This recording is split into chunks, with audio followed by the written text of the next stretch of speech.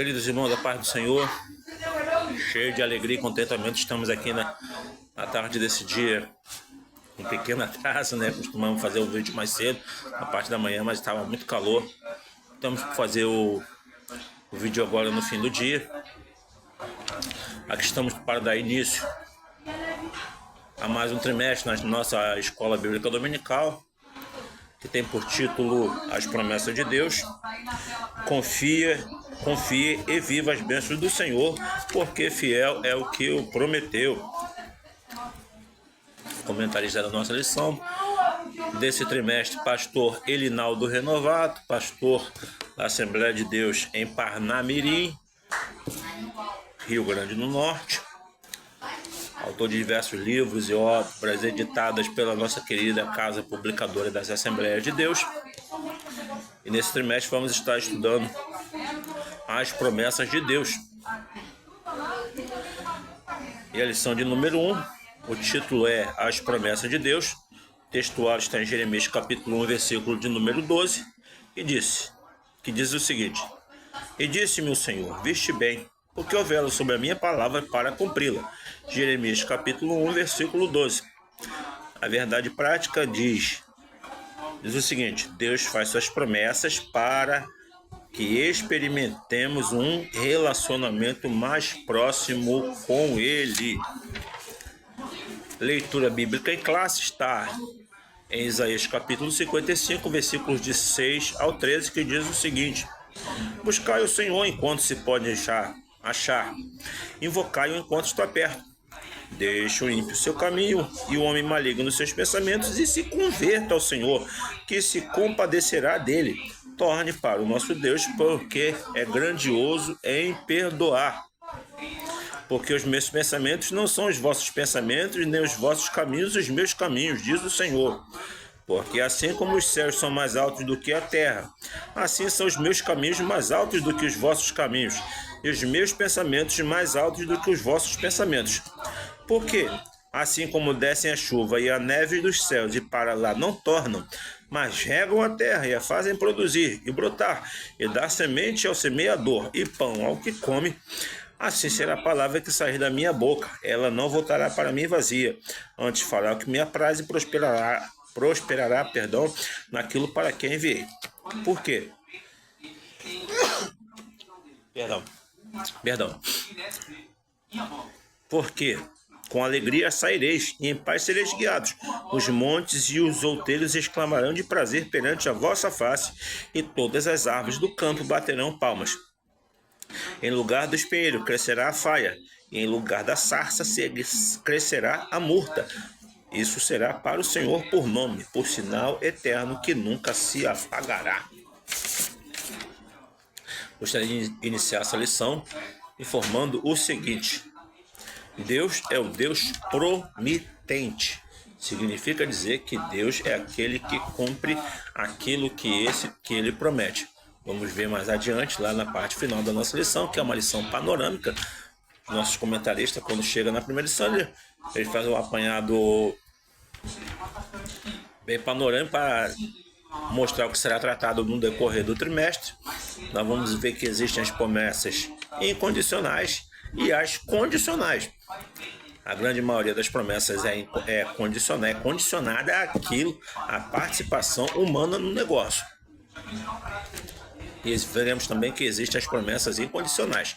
Mas o fato é que Deus é o Deus promitente, é o Deus que cumpre aquilo que Ele promete. Vamos entrar rapidamente aqui no comentário da edição, que eu não posso passar dos 30 minutos, até fiz um vídeo que eu acabei estourando, porque a memória do celular está meio carregada. Quando chega aos 30 minutos, o vídeo encerra, então não poderei passar dos 30 minutos.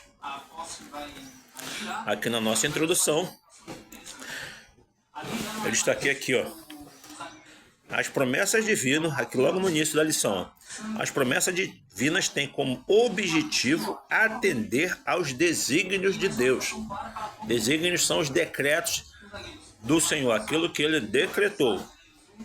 Para se concretizarem, elas dependem da fé plena nele e em sua palavra. E aí ele coloca aqui, ó, por isso ao longo deste trimestre estudaremos a respeito das promessas de Deus e seus desdobramentos em nossa vida cristã. E especificamente nessa lição estudaremos o assunto com o objetivo de conhecer os conceitos básicos, tipos e propósitos das promessas de Deus segundo a sua palavra. Como disse, lição panorâmica, que vai mostrar o que nós estudaremos no decorrer do trimestre. Tópico primeiro. Tópico primeiro, subtópico 1. Um convite, uma promessa. Isaías 55 é um convite de Deus para Israel desfrutar de uma grande... Tá aqui, D1, né? Faltou um azinho aqui que não vai fazer a menor diferença. De uma grande bendição divina. É uma promessa maravilhosa de redenção. O versículo 11 diz assim: assim será a palavra que sair da minha boca. Ela não voltará para mim vazia, antes fará o que me apraz e prosperará naquilo para quem veio. Aqui o poder da palavra de Deus é destaque. Essa palavra sempre agirá com um propósito, quer para a redenção, quer para a condenação. Depende da aceitação humana. Deus diz: vinde a mim todos vós que estáis cansados e oprimidos, e eu vos aliviarei. Se o homem não quer, acha que pode viver sem Deus, é com ele mesmo. O que está na palavra, está na palavra. Deus abre o caminho. O caminho é esse. Aqui mesmo em Isaías está escrito: esse caminho andai nele, sem vos desviares nem para a direita nem para a esquerda. Se a pessoa optar por não andar, aí vai arcar com as consequências das suas atitudes. Aqui o poder da palavra de Deus é destaque. Essa palavra sempre agirá com um propósito, quer para a redenção, quer para a condenação. Ela não pode retornar vazia, porque o soberano é zeloso para cumpri-la. Aí eu destaquei aqui, ó, é nessa veracidade da palavra que as promessas de Deus estão firmadas. Contudo, é preciso dar alguns passos para vivermos essas promessas. É como aquela ilustração que narra fala de um grupo de pessoas que tinha que percorrer um trajeto com uma cruz em sua costa. Só que no meio do caminho, algumas pessoas resolveram cortar pedaços da sua cruz. E no término daquele trajeto havia um grande abismo. E aquele que cortou um pedaço da sua cruz, ele simplesmente não conseguiu passar por aquele abismo. Tem que estar na posição, porque está sempre atrelado ao trabalho. Você nota que na leitura bíblica em classe, bem claro, os 2 primeiros versículos falam de quê? Da participação humana. Tá? Nós temos a nossa parte a realizarmos para que as promessas de Deus venham se cumprir na nossa vida. Tá? Não é achar que o passarinho que a coisa vai cair, vai ser pegar. Não, a nossa parte ela tem que ser realizada. Eu destaquei aqui, ó, é nessa veracidade da palavra que as promessas de Deus estão firmadas. Contudo, é preciso dar alguns passos para vivermos essa promessa. Primeiro passo, é preciso buscar ao Senhor. No versículo 6 do capítulo 55 aparece o seguinte imperativo: buscai o Senhor enquanto se pode achar, invocai-o enquanto está perto. Aqui somos instados pela palavra de Deus a buscar o Senhor. Destaquei aqui, ó, a partir daqui, ó. Aqui somos instados pela palavra de Deus a buscar o Senhor por meio da oração e de um relacionamento sincero, a fim de alcançarmos uma resposta dele. No Novo Testamento, nosso Senhor ensinou que a quem pede será dado, quem busca encontrará, e quem bate, a porta será aberta. Mateus 7:7. E o Senhor Jesus então confirma, texto com contexto: porque aquele que pede recebe, o que busca encontra, ao que busca encontra, e ao que bate se abre. Mateus capítulo 7, versículo 8. Busquemos a Deus enquanto podemos fazer isso hoje. Então, esse é o primeiro passo a ser dado: buscar a Deus. A receita continua a mesma: oração, jejum, meditação na santa palavra de Deus. Sempre foi a receita e vai ser essa receita até alcançarmos a glória eterna. E subtópico 3, é preciso se arrepender. Na busca sincera a Deus, devemos nos converter ao Senhor de todo o coração. pois ele é poderoso em perdoar. Aí eu destaquei aqui, ó. Quando o arrependimento impulsionado pelo Senhor acontece, de fato, em nosso coração, percebemos o quanto os pensamentos do Senhor são maiores do que o nosso, seus caminhos mais altos do que os nossos. Destaquei até aqui. E a parte final do subtópico 3 diz: assim, toda pessoa que tem um encontro pessoal com o Senhor Jesus experimenta júbilo e florescimento espiritual no lugar de aridez e sequidão. Há gloriosas promessas de Deus para o povo que teve um encontro verdadeiro com ele por meio de Jesus, o nosso Senhor. Interessante que o pastor Linaldo destacou aqui, ó. Gloriosas promessas de Deus para o povo que teve um encontro verdadeiro com ele por meio de Jesus, o nosso Senhor. Por que existem tantos crentes imaturos? Por que existem tantos crentes sem estrutura espiritual nenhuma? Porque quer reconhecer Jesus apenas como Salvador? Não. Primeiramente, a pessoa tem que reconhecer o senhorio de Cristo na nossa vida. Lá em um dos evangelhos, o Senhor Jesus disse: vós sereis, acho que foi João capítulo 15, se não me falha a memória. Vós sereis os meus amigos se fizerdes aquilo que eu vos mando. Interessante que ele colocou: já vos não chamareis servos, mas tenho-vos chamado de amigo, porque tudo quanto tenho recebido do meu Pai, vô-lo tenho feito saber. Só que mais adiante ele fala, né? Vós sereis meus amigos se fizerdes aquilo que eu vos mando. A parte de Deus já está feita. Eu sempre falo isso, a parte de Deus já está feita. Depende agora de nós fazermos a nossa parte. Nunca vai estar dissociado, mas está sempre associado a essa coisa. A coparticipação, colocamos assim, para ficar bem claro para os irmãos. A coparticipação humana sempre vai estar ali. A salvação é meritória, mas pelos méritos de Cristo, não é pelo que nós fazemos. Não. Mas a nossa parte ela tem que ser feita. Tá? E quando fazemos isso, aí a gente vai entender. É aquilo que Isaías, lá no seu chamado ministerial, ele falou, no seu chamado profético, falou: ai de mim que vou perecer nele. Tinha uma vida com Deus, mas quando ele viu a realidade do que é a santidade divina, ai de mim que vou perecendo, porque eu sou um homem de lábios impuros, habito no meio de um povo de puros lábios, e os meus olhos viram o rei, o Senhor dos exércitos. Tá? Vamos entender o quão grandioso é o nosso Deus, quão grandioso, quão santo é o nosso Senhor. Quando temos conhecimento do que é a santidade divina, irmãos, somos impelidos a viver uma vida de santificação. Tá? E quando a pessoa faz isso, irmãos, ela floresce.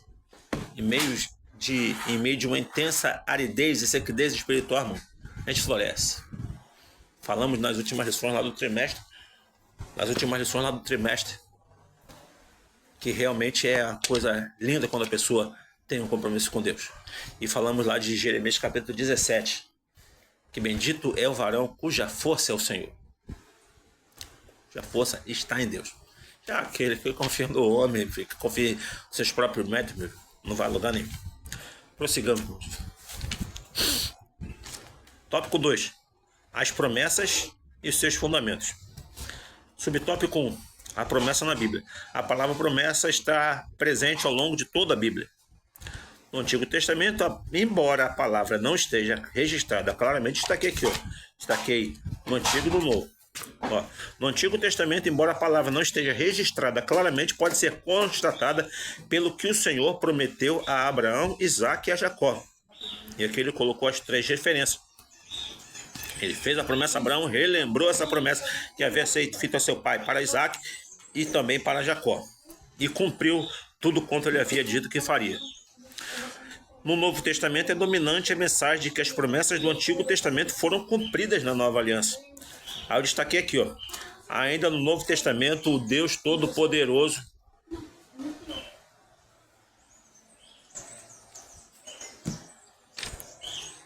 Ainda no Novo Testamento, o Deus Todo-Poderoso realiza novas promessas como extensão da obra salvífica de Cristo, em que os fiéis que dormem no Senhor serão ressuscitados e os corpos dos que ficarem vivos serão transformados por ocasião do arrebatamento da igreja. 1 Tessalonicenses capítulo 3, capítulo 4, versículos de 13 a 18. tá? Então tá tanto no Antigo quanto no Novo Testamento. Os irmãos não se esqueçam de destacar isso aqui lá quando estiverem diante da classe. Portanto, podemos afirmar que a palavra promessa refere-se ao ato ou efeito de Deus comprometer-se com alguém em relação a alguma coisa, em relação àquilo que ele prometeu. Ele compromete-se conosco, tá? Subtópico 2. Deus, ele é infalível. Como vimos na leitura bíblica em classe, em Isaías 55, o Deus Todo-Poderoso não falha em suas promessas. Essa afirmação está fundamentada em seus próprios... Eu destaquei aqui, ó. Essa afirmação está fundamentada em seus próprios atributos incomunicáveis. Porque existem os atributos comunicáveis, ele comunica uma pequena partícula desses atributos pessoais dele.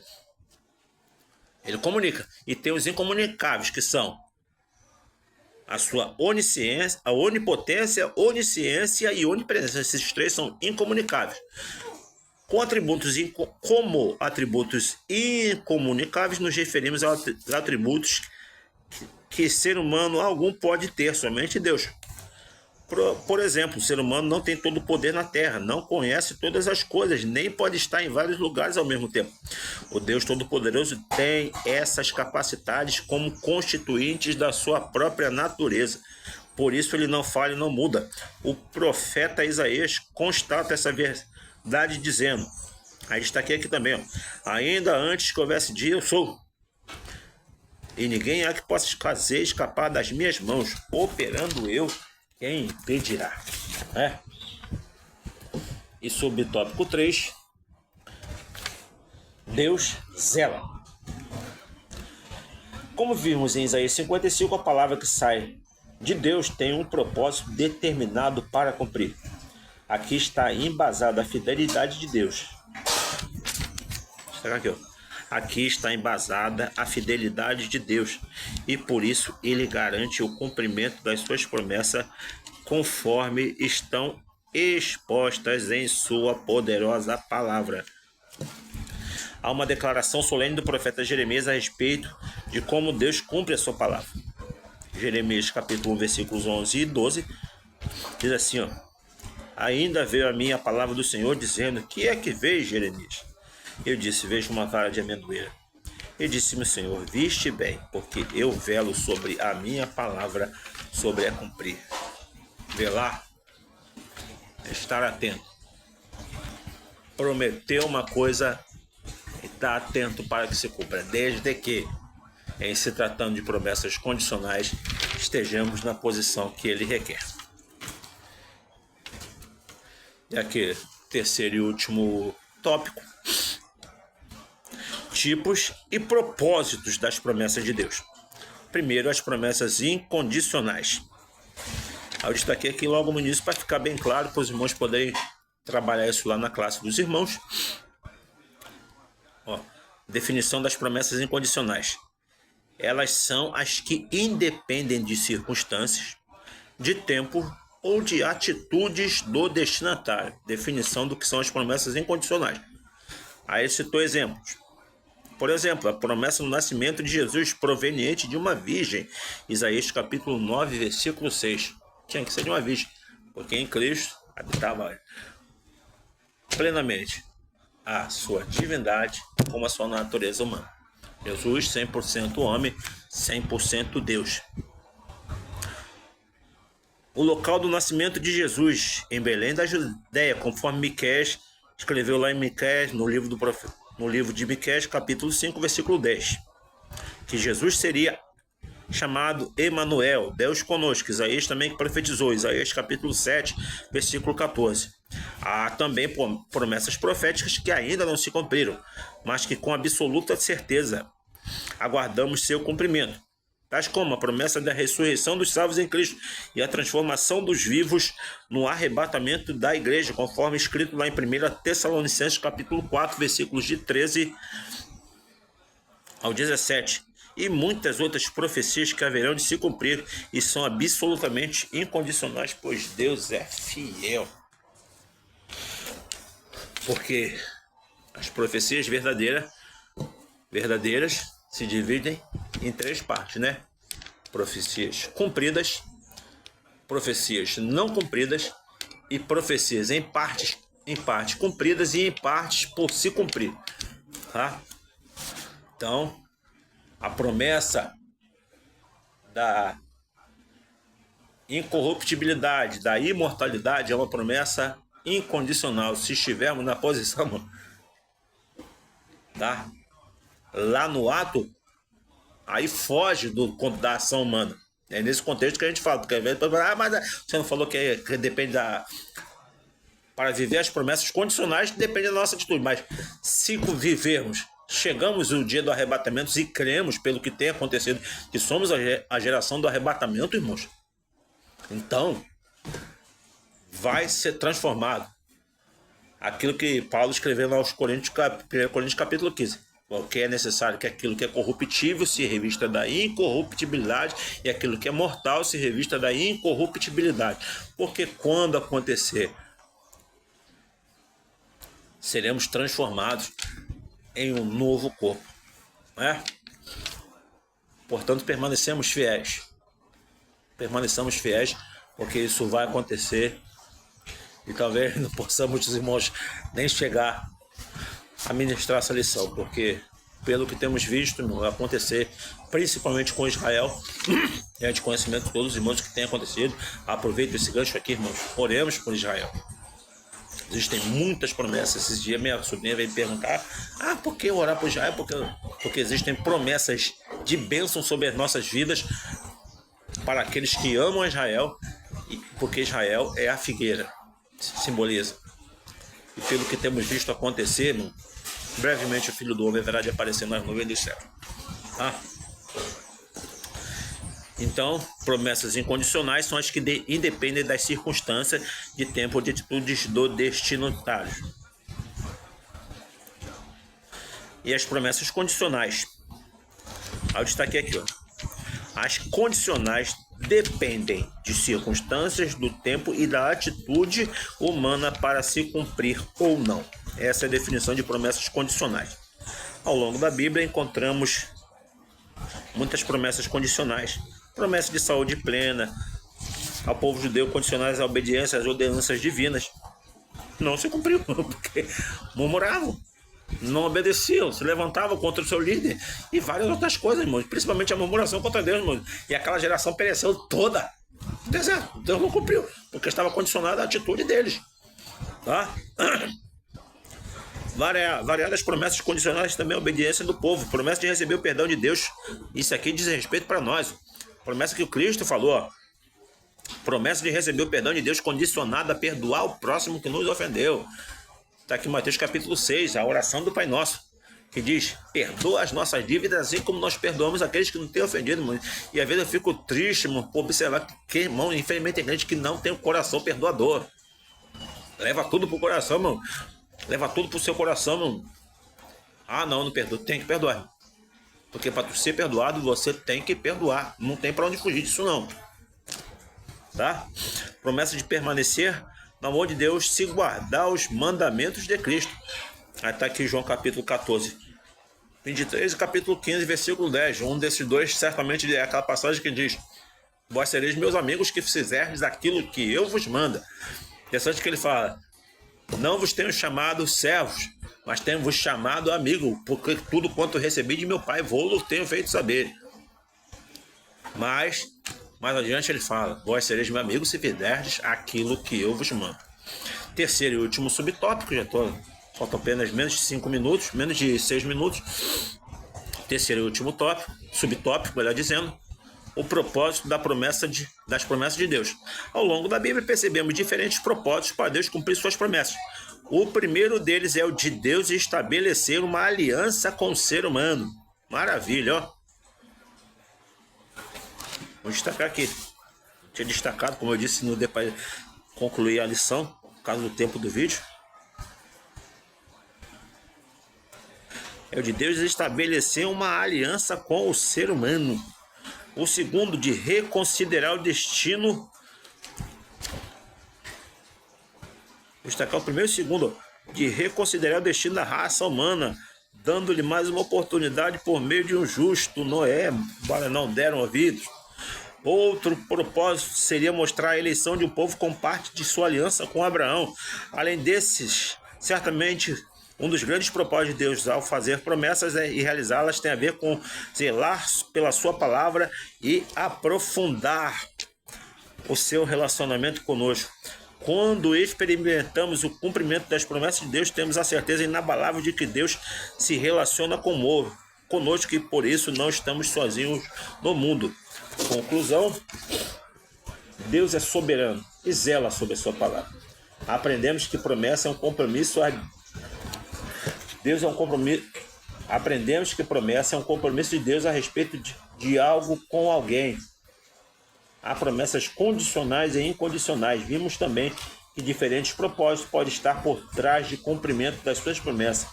Mas um dos mais relevantes é estreitar o nosso relacionamento com Deus Todo-Poderoso e saber que Ele se relaciona conosco como seres humanos tão limitados. Aqui trata da imanência divina. Apesar de não precisar, Ele tem prazer de se relacionar conosco. Seres humanos tão limitados, tão falhos, tão pequenos como somos. Que Deus nos ensine a confiar nele e a aguardar o cumprimento de suas preciosas promessas. Que Deus possa estar abençoando os irmãos e que domingo que vem Deus possa estar abençoando os irmãos na ministração da lição da preciosa e poderosa palavra de Deus. Deus abençoe os irmãos. Obrigado pela atenção. Em nome de Jesus.